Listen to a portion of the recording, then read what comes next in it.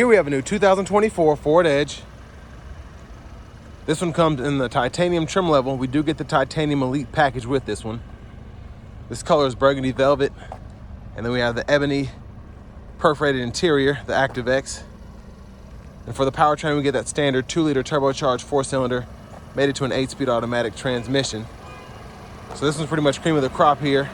As we come around to the front end here, we get LED headlamps, LED daytime running lights, and LED fog lights.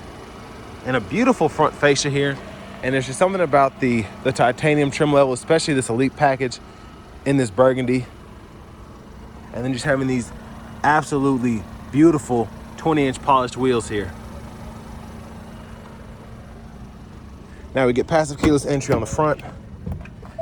We get a 12-speaker B&O sound system, power door lock controls, memory seat functions. We have our power window controls, with one-touch automatic up and down for the front. And the power mirror controls are there. Blind spot monitors are in those side mirrors. And then we have our rear window lock right there. Headlamp controls, power lift gate. We have the traction control system, which we can toggle.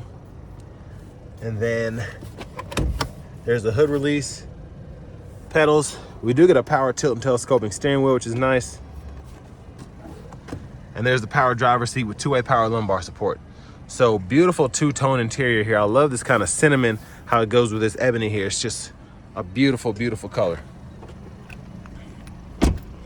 Now I have that seat up front adjusted for someone of my size, being 6'3" with longer legs. So we're just gonna take a quick look at my space sitting behind myself, which is very good. Headroom is fantastic. Legroom is very good as well. Seat back pockets are on both sides. Rear AC vents, 2-stage heated outboard seats, 2 USB-C charge ports, and then a 110 3-prong household plug-in right down in there. And there's a view of the front seat from back here. Fold this middle seat down. Bottle holders are right there. Dome lights, grab handle. We can hang a plastic or metal hanger hook there if you want to hang your shirt right there. Let's go ahead and make our way towards the back. Fuel filler there. Now the Edge hasn't had a real redesign in a long time, but they've been updating it little by little, and it looks very good even for 24, having this rear end here. Dual exhaust. And let's go ahead and pop the lift gate. And a big shout out to Ford Lincoln of Franklin for allowing me to review this Edge today. I'll leave a link below in the description. So we have the tire inflator kit in this one. And then we can power release either side using these buttons down here. Is a 12-volt and a side pocket here. We can hang bags back here on either side. And then we have an additional side pocket here. So I love having all the storage that you get back here.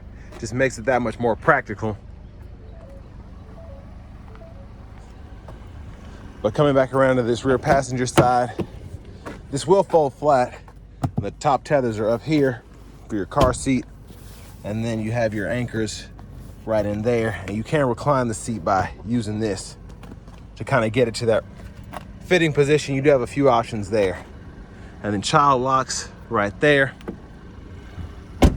Now to the window sticker, not gonna show all the standard features, just gonna show you the package here. We get the 301 equipment group, so that's $2,150. The burgundy velvet's a $500 option, and then the titanium Elite package is a $2,175 option.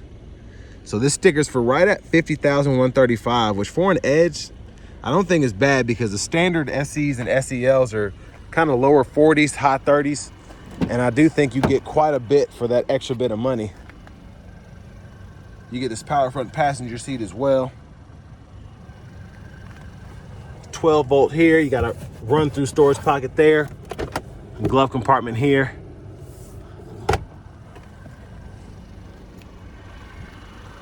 And then we're just gonna take a quick look in the engine bay.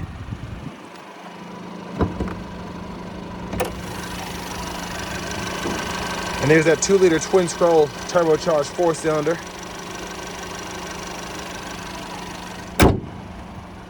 Let's go ahead and hop in the driver's seat.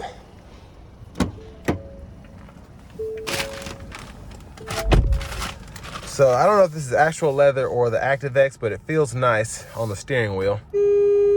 There's a horn there. Now over here to the Sync 4A system. This is a 12-inch screen. So all of our options are here in the apps, entertainment, games and such are right there. Navigation systems here. For the audio, we do get AM, FM, and XM, along with your Bluetooth, and then your wireless Apple CarPlay, Android Auto compatibility.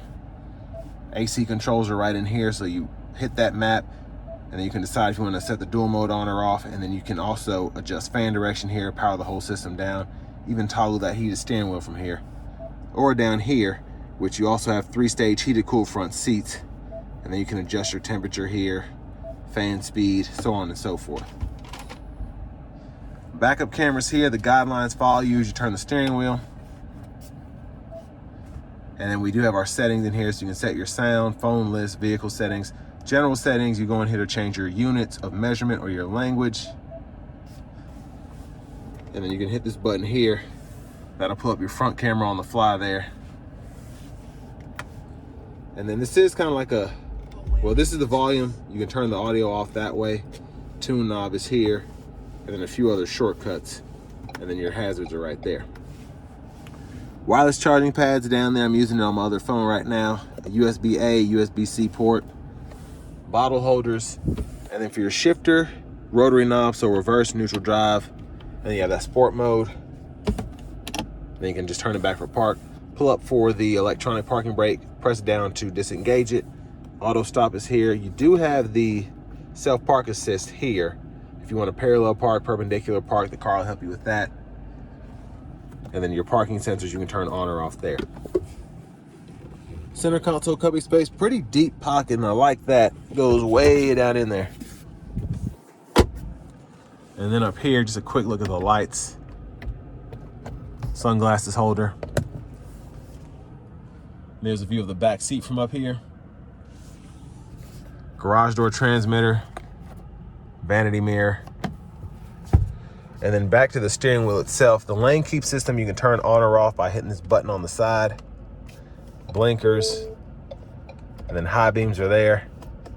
Let me turn off this park assist. Gotta hit that X there to get that off. And then we do have automatic wipers on the right side. So one time, auto, low, high. We can adjust that auto sensitivity here. A rear wiper is right here. So off, intermittent, on. Push back for that rear wiper fluid, pull up for the front wiper fluid. These 4 arrows basically just go through the left side of the gauge cluster depending on what you want to see there. And then these right arrows do the right side if you want to fool with your audio sources, navigation, whatever. And then track list or radio station presets can be adjusted here. And if you're in the phone setting, you can use it to answer or hang up. Mute button, voice recognition, volume down, up. And then since we do get the Copilot 360, turn that on or off. Lane centering there, gap adjust for the adaptive cruise there, set the speed, cancel. Push button start. Finally, here is the key fob with remote start. And next, let's go ahead and take this 2024 Edge Titanium out on the road for a test drive. So starting the test drive in this Edge Titanium, I love how these drive. And I grew up with the V6 Edge, but the 2-liter twin scroll turbo is just, it's fun for me. And then just having the shiftable automatic as well, or I should say the sport mode for the automatic as well, it just gives you that extra drive mode if you want it, if you do want to drive more spiritedly for whatever reason. And then the blow off valve sound is just, it's very nice. But with that being said, this one feels quicker. It's definitely more fun to drive in my opinion, but your fuel economy is very good compared to the older Edges that have the V6 as well. I don't feel like you get as crisp of an engine sound, of course, with 2 less cylinders and a turbocharger, but again, I feel like you at least have the same feel of power. And the interior still feels nice. The Edge has just always been, I feel like, ahead of the game, just in terms of being that kind of cool mom car that didn't necessarily have a third row, but you had tons of space even as the kids got a little bigger, got older. It wasn't like you had to go to a minivan or get a full-on SUV. And the other cool thing I like about the Edge is it's one of those where you have you can get a sportier drive feel, but if you just drive like most people do with these, just kind of beating around town and going to the mall in them, you get something that's very comfortable, very easy to get used to. And the driving dynamics are, I think they're perfect for what this is. You get that sportier steering feel, but you also don't get something that's too harsh. So it's just, it gives you, again, the best of both worlds there. And then with this one being the titanium, having heated and cooled seats, just got every amenity that I would want in a vehicle when you throw in the adaptive cruise control. So I'm gonna put the Edge into sport mode here. And yeah, that just, it brings it to life big time. So we're gonna give it a little pull here.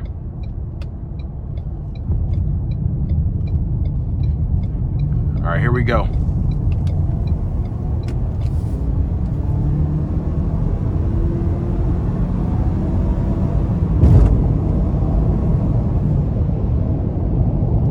So a very quick SUV, and in sport mode, not even trying to give it that much. It was just trying to red line, which I actually kind of like. That was pretty cool. Now we do have the full-on sync system. I'm trying to think how I turn this thing on. Here we go. So that allows you to get the lane centering along with the adaptive cruise control. So again, just having this safety suite here, just making your 28 miles per gallon highway a bit more enjoyable. I just think this is a good option for those who just want something that's relatively practical, still nice. It's modern, but it still kind of has like an old school flair in a good way.